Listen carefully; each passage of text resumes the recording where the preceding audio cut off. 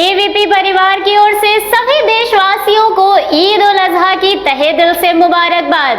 ईद के इस बेहद खास मौके पर हम कुर्बानी दें नफरतों की, कुर्बानी दें दुश्मनी की, जो एक दूसरे के लिए हम न जाने कब से अपने दिल में लिए बैठे हैं। घर पर रहकर ही स्वस्थ और सुरक्षित रहा जा सकता है। मास्क जरूर पहने और कोविड संबंधी सरकार द्वारा जारी की गई गाइडलाइंस का पालन जरूर करें।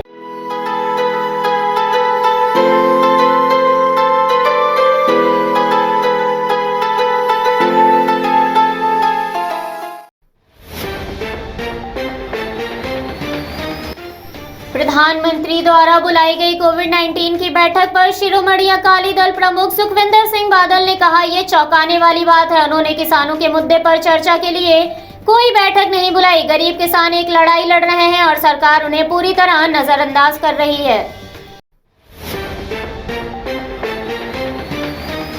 दिल्ली मेट्रो ने अपने ट्विटर हैंडल से एक ट्वीट किया है, जिसमें दिल्ली मेट्रो द्वारा टोक्यो ओलंपिक में गए भारतीय खिलाड़ियों को शुभकामनाएं दी गई हैं, जिसके लिए ट्वीट में लिखा गया कि दिल्ली मेट्रो की ओर से भारतीय ओलंपिक दल को टोक्यो 2021 की शुभकामनाएं। दिल्ली में one nation one ration card योजना को लागू कर दिया गया है, जिसके लाभार्थियों को बायोमेट्रिक प्रमाणीकरण पर ईपीओएस के माध्यम से चरणबद्ध तरीके से निःशुल्क राशन मिलेगा। दिल्ली में कांग्रेस नेता रणदीप सुरजेवाला और कर्नाटक के पूर्व मुख्यमंत्री सिद्धारमैया ने राहुल गांधी के निवास पर पहुंचकर उनसे मुलाकात की। दिल्ली में पिछले 24 घंटे में कोविड-19 के 44 मामले सामने आए। इस दौरान 5 मौतें दर्ज की गईं। शिवसेना नेता संजय राउत ने राज्यसभा में कहा, सरकार से हमारा सवाल है कि आप कोरोना के आंकड़े क्यों छुपा रहे हैं? कितने लोगों की मौत हुई है? हमें इसका सही आंकड़ा बताइए।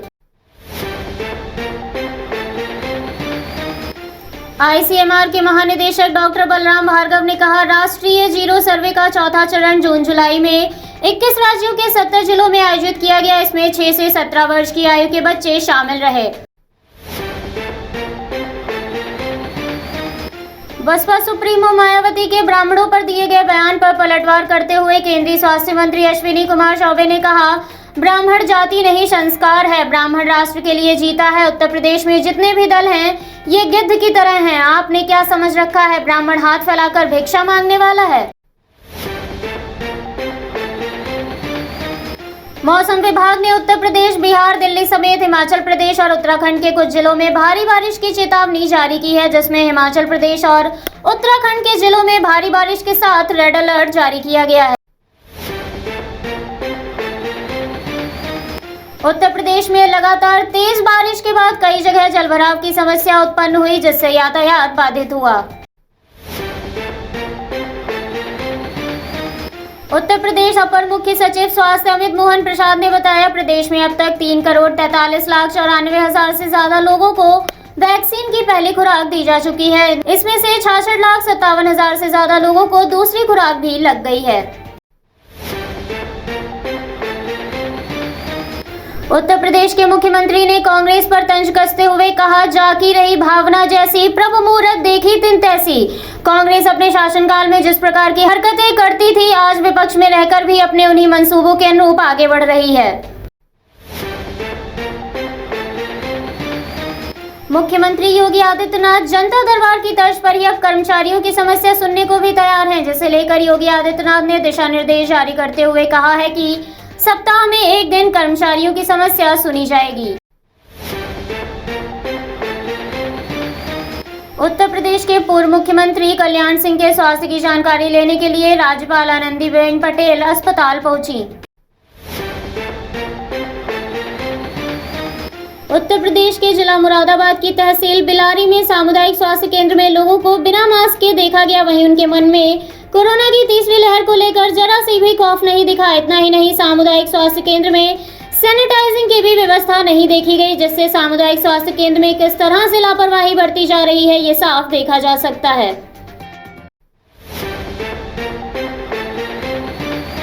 उत्तर प्रदेश के ललितपुर में मध्य प्रदेश के रहने वाले एक युवक ने इंसानियत की मिसाल कायम की है, जिसके लिए युवक ने घर वालों की मर्जी के खिलाफ जाकर एक दिव्यांग युवती से शादी की। यूपी फिल्म विकास परिषद के चेयरमैन और कॉमेडियन राजू श्रीवास्तव ने राज कुंद्रा के पॉर्न फिल्मों के कारोबार करने पर कहा, ये पैसों के लिए कुछ भी कर सकते हैं, इनको देश की सभ्यता और संस्कार से कोई मतलब नहीं है, इनका सामाजिक बहिष्कार होना चाहिए।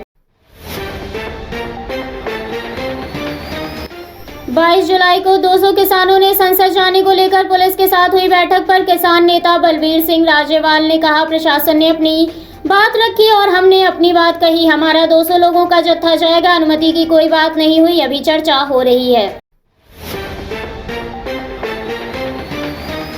पेगासस रिपोर्ट पर केंद्रीय मंत्री प्रहलाद सिंह पटेल ने कहा, ऐसे मामले में जिस पर सरकार कार्रवाई करती है, सरकार ने लोकसभा में अपना पक्ष रखा, मुझे इस पर कोई टिप्पणी नहीं करनी चाहिए।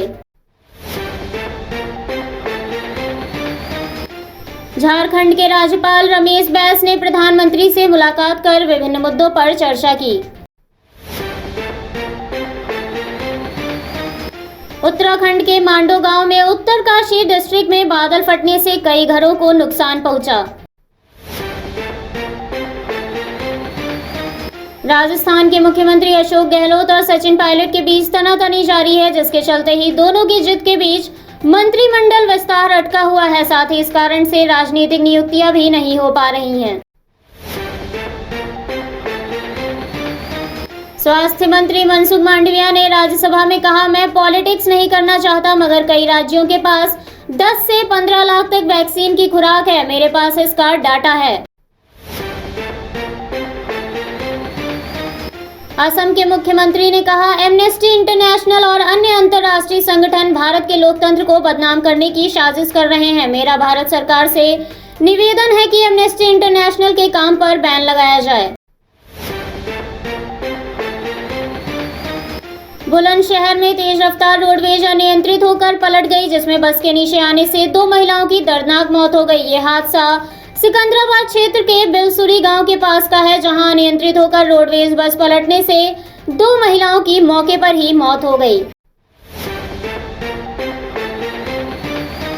उत्तर प्रदेश बीजेपी अध्यक्ष स्वतंत्र देव सिंह ने भाजपा अध्यक्ष जेपी नड्डा से मुलाकात की। इस दौरान आगामी विधानसभा चुनावों को लेकर चर्चा की गई। वहीं इससे पहले स्वतंत्र देव सिंह ने राष्ट्रीय संगठन महामंत्री बीएल संतोष से भी मुलाकात की थी।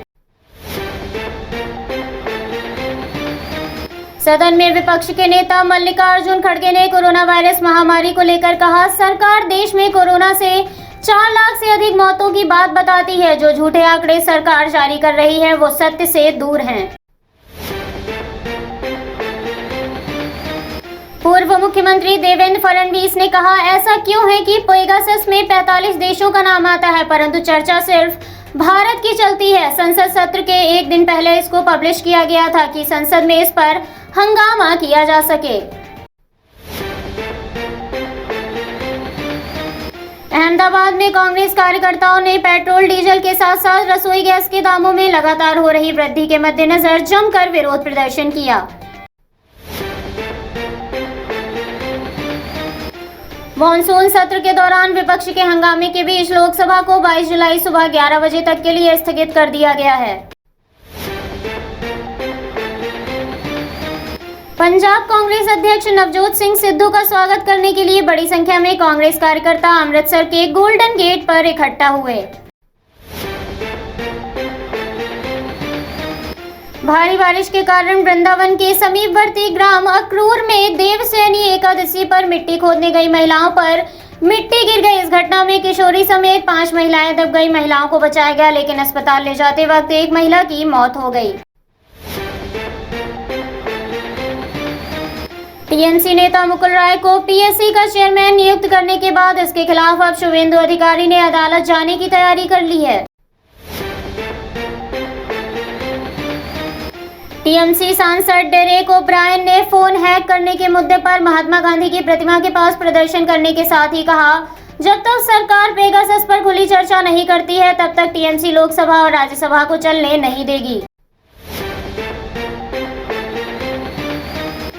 मध्य प्रदेश के गृह मंत्री ने कहा, राज्य में कैबिनेट की बैठक में पुलिस थानों में नए एवं आधुनिक 17,000 सीसीटीवी कैमरे लगवाने तथा 3500 पुराने सीसीटीवी अपग्रेडेशन करने के प्रस्ताव को मंजूरी दी गई है। आजम खान को अस्पताल से डिस्चार्ज करने और जेल भेजने को लेकर उनकी पत्नी ताजीन फातिमा ने सरकार की मंशा पर सवाल उठाते हुए कहा कि इसमें यकीनन कोई षड्यंत्र है, कोई साजिश है और ये राजनीति का कोई घिनौना हिस्सा है। पेगासस मामले पर कांग्रेस नेता रणदीप सुरजेवाला ने प्रधानमंत्री पर तंज कसते हुए कहा, पर्दा जो उठ गया तो भेद खुल जाएगा। हाल ही में अमेरिका द्वारा भारतीय नौसेना को 2 MH-60R सीहॉक समुद्री हेलीकॉप्टर सौंपे गए हैं, जिसे लेकर अमेरिका का कहना है कि MH-60R सीहॉक हेलीकॉप्टर मिलने से भारतीय नौसेना और भी ज्यादा मजबूत हो रही है। भारत की आजादी की 75वीं वर्षगांठ को खास बनाने के लिए भारतीय रेल ने पूरी तैयारी कर ली है। इस मौके पर 44 वंदे भारत ट्रेनों को पटरी पर उतारा जाएगा। इस प्रोजेक्ट की समीक्षा नए रेल मंत्री अश्विनी वैष्णव ने भी की है और इसे आगे बढ़ाने के लिए अधिकारियों को निर्देश जारी किए हैं।